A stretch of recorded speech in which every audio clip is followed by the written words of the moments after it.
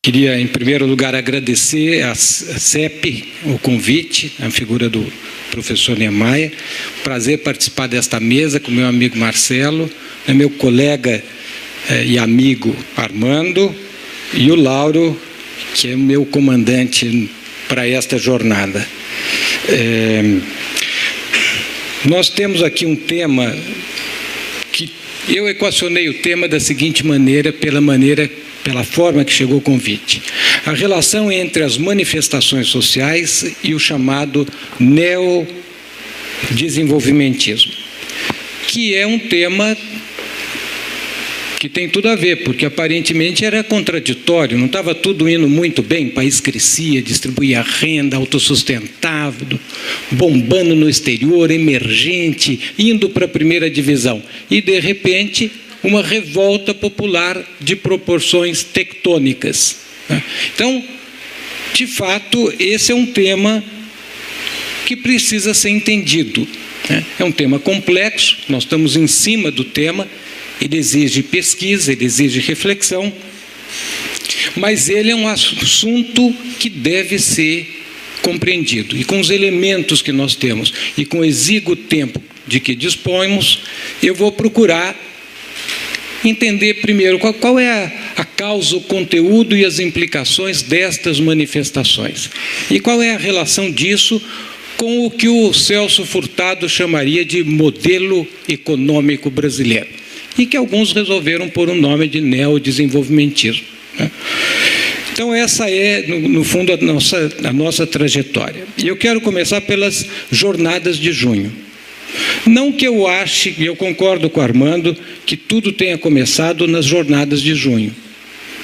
O conflito, a resistência contra o neoliberalismo, contra o ataque aos direitos dos trabalhadores, às políticas públicas, já vinha de antes.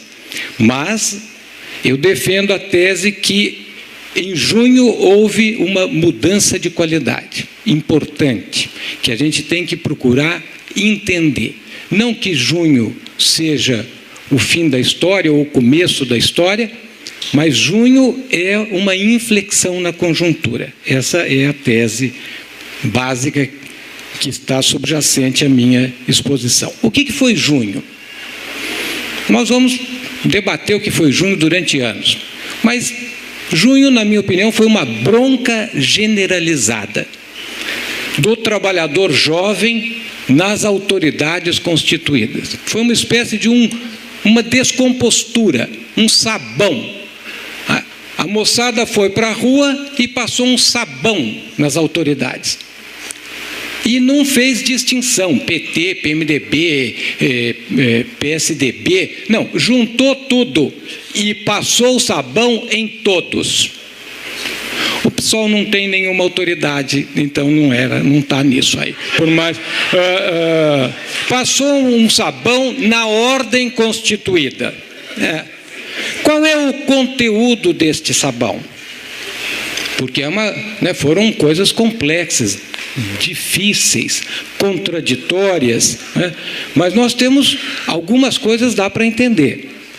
Tinha de tudo nas manifestações, e reivindicações heterogêneas, mas existiam nas manifestações um forte conteúdo anticapitalista e antiimperialista.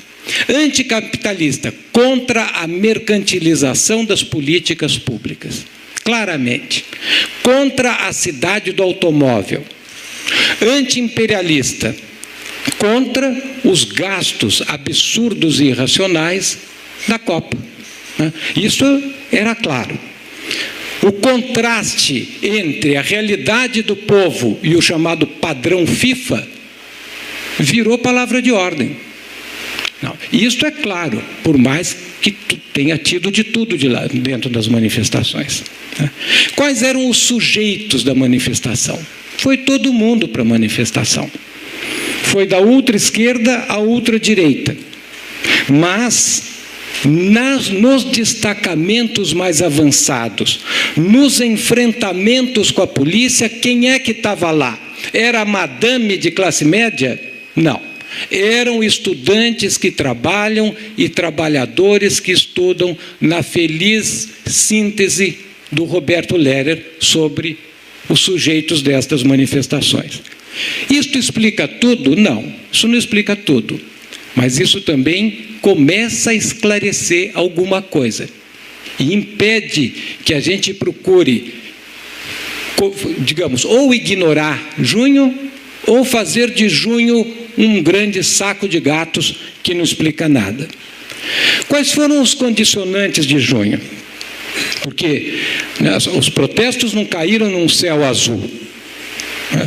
As manifestações são expressões de contradições, contradições profundas.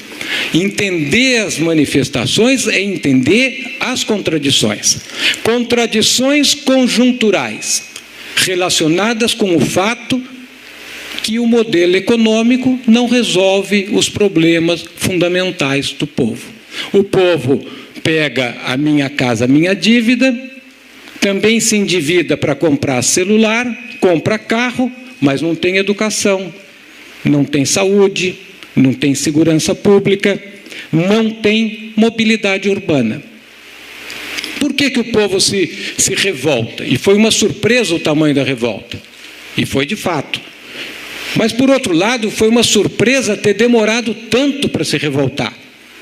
Porque pesquisas dizem que em São Paulo o cidadão gasta em média, o cidadão paulista em média, gasta quase 2 horas no trânsito, 3 horas no trânsito por dia.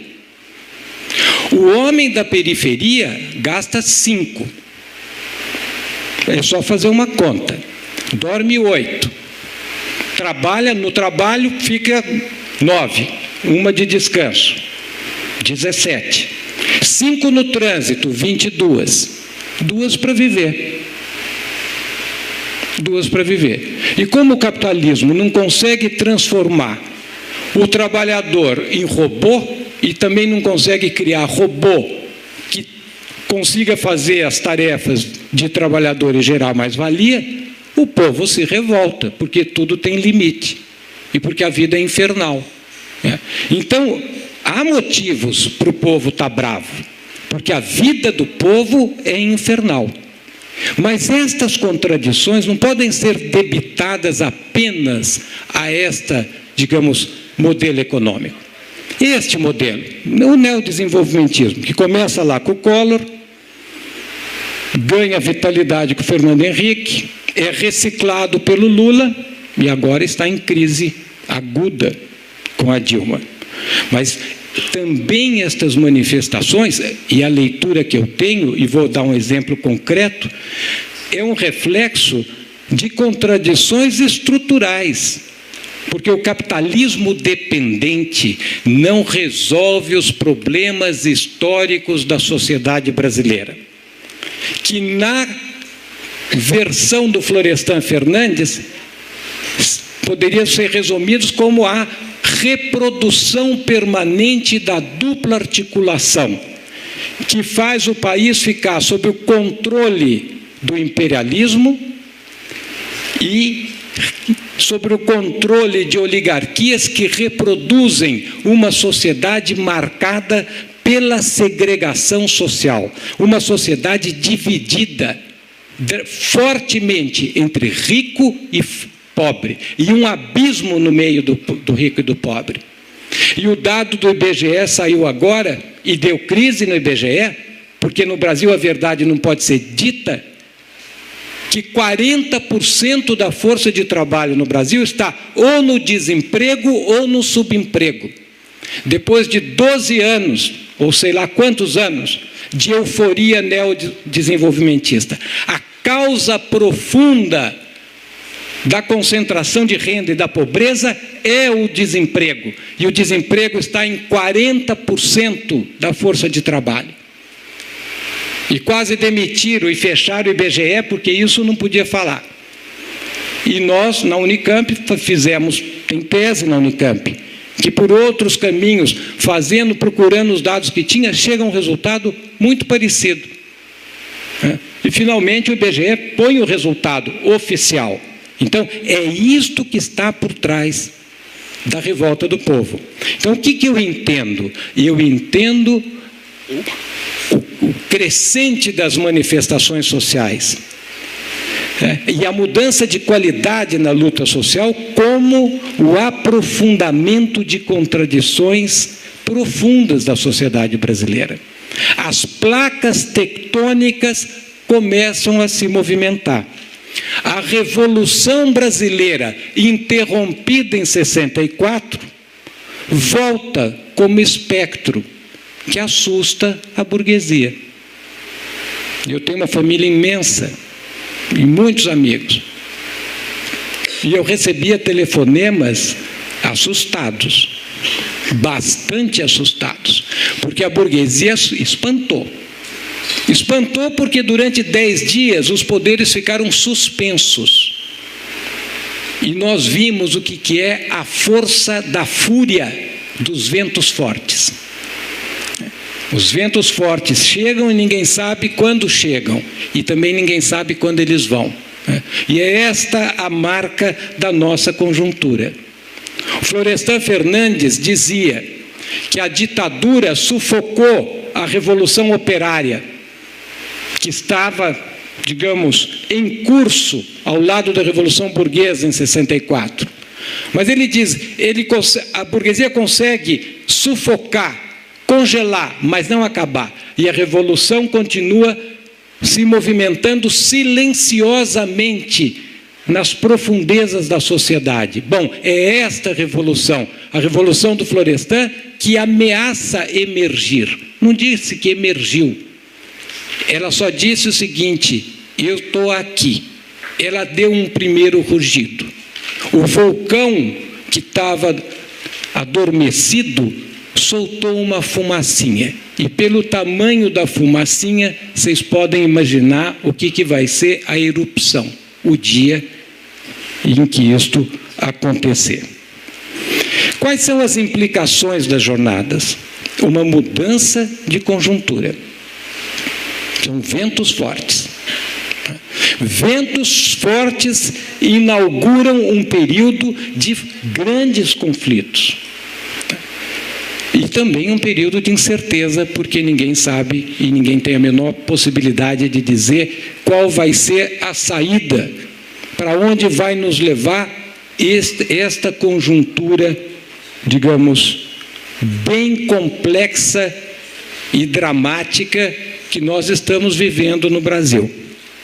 Mas alguma coisa pode ser dita. Por exemplo, eu quero destacar 3 que eu acho que são marcas desta conjuntura. Primeiro, nós estamos assistindo o fim da letargia social, o fim da paz social. O Lula conseguiu garantir 10 anos de paz social. E a Carta aos Brasileiros é o documento que avaliza a paz social.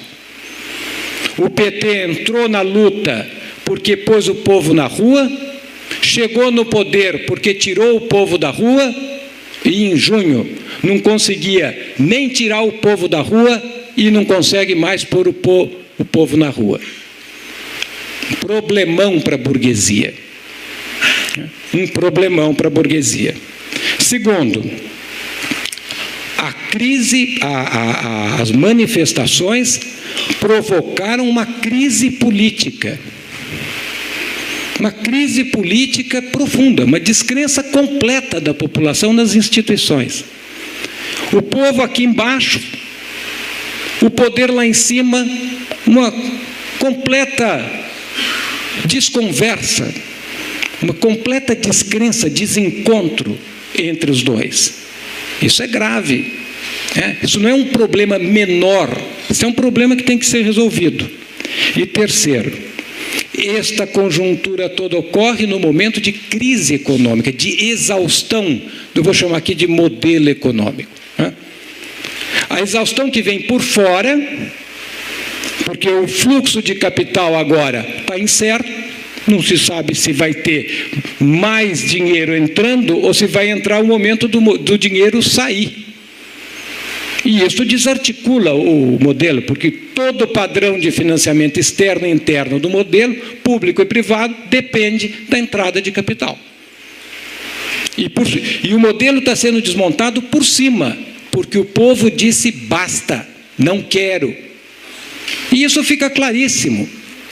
E a incapacidade do governo de entender fica evidente na manifestação da Dilma, depois de 10 dias de silêncio de todos, inclusive daquele que nunca, durante tanto tempo, ficou quieto na sua vida.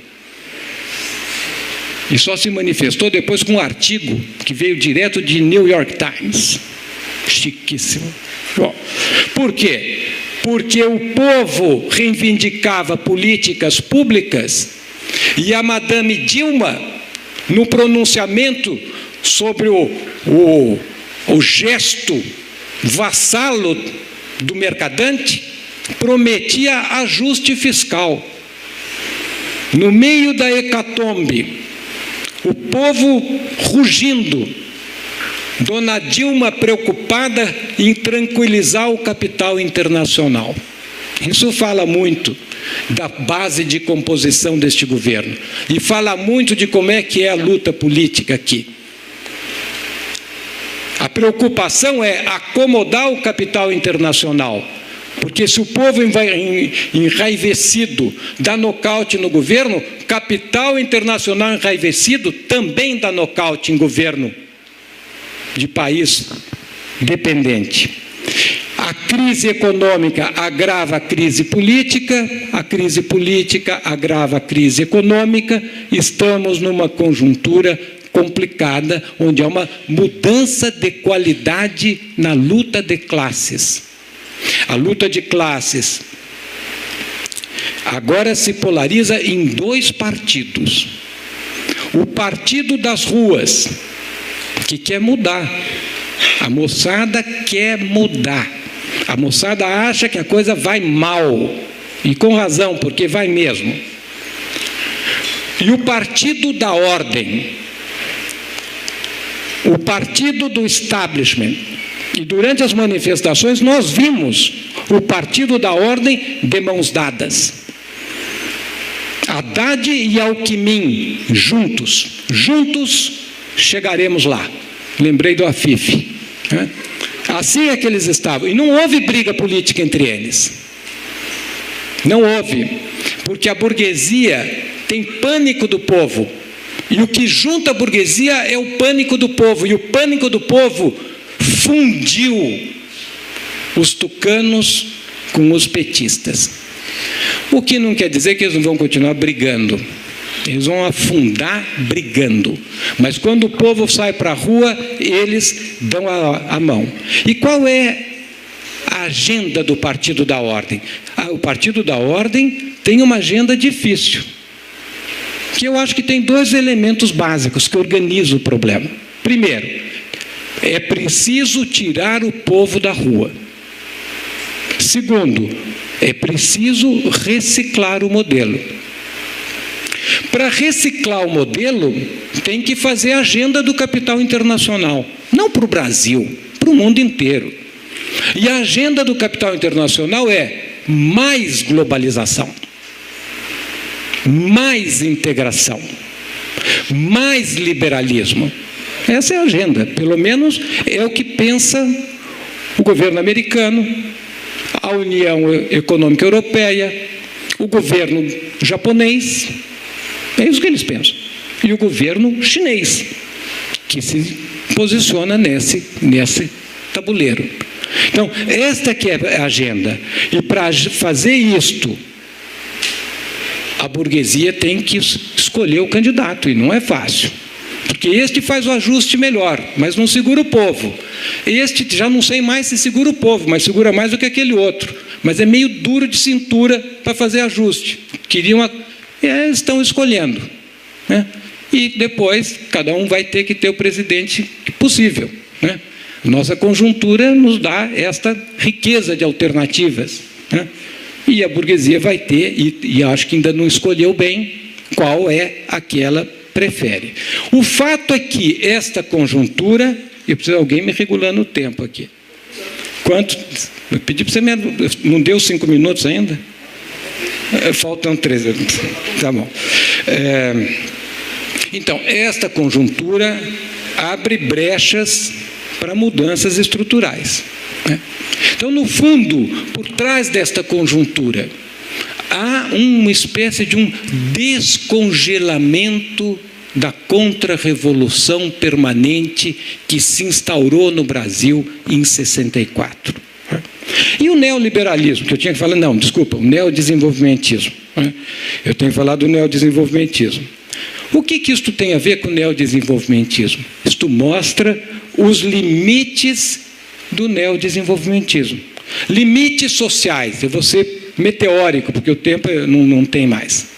Modernização dos padrões de consumo é incompatível com distribuição de renda. Furtado já tinha falado isso há mais de 50 anos. Limites econômicos. Não há sustentabilidade. Para o Brasil crescer, ele depende do comércio internacional. Para ter estabilidade macroeconômica, depende da bênção do capital internacional. Não há distribuição de renda, porque a presença no mercado mundial depende do Brasil criar competitividade espúria. O Brasil não inova. O Brasil não está indo para a primeira divisão. O Brasil está sendo rebaixado para a terceira divisão. É isso que está acontecendo. Como é que vai distribuir renda aqui? Não há espaço para distribuir renda. Não há estabilidade da moeda. Há uma perpetuação do rentismo. Quando a Dilma celebra os 20 anos do real, ela celebra 20 anos da estabilidade do rentismo e, portanto, não há espaço para políticas públicas, porque a lógica do rentismo exige, a lei de responsabilidade fiscal exige mega superávites fiscais. E a guinada de política econômica da dona Dilma segue a cartilha do capital internacional. A maior demonstração dos limites é que este petismo que batia no peito, que se vangloriava do neodesenvolvimentismo, quando o capital internacional bateu na mesa, pôs o rabo entre as pernas e mudou a política econômica. E deixou os coitados dos teóricos dos neodesenvolvimentistas o pincel na mão. É isso que aconteceu. Bom, e não há, por fim, não há comando. Tem que encerrar.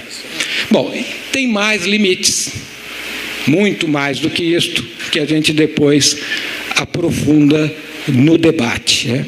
Eu só queria dizer o seguinte, para encerrar, que essa é uma conjuntura nova, porque você não pode abusar da paciência do povo por muito tempo. O Brasil tem 200 milhões de habitantes, já tem quase 200 anos de história independente. É uma sociedade complicada, nunca passou por grandes testes, agora vai passar.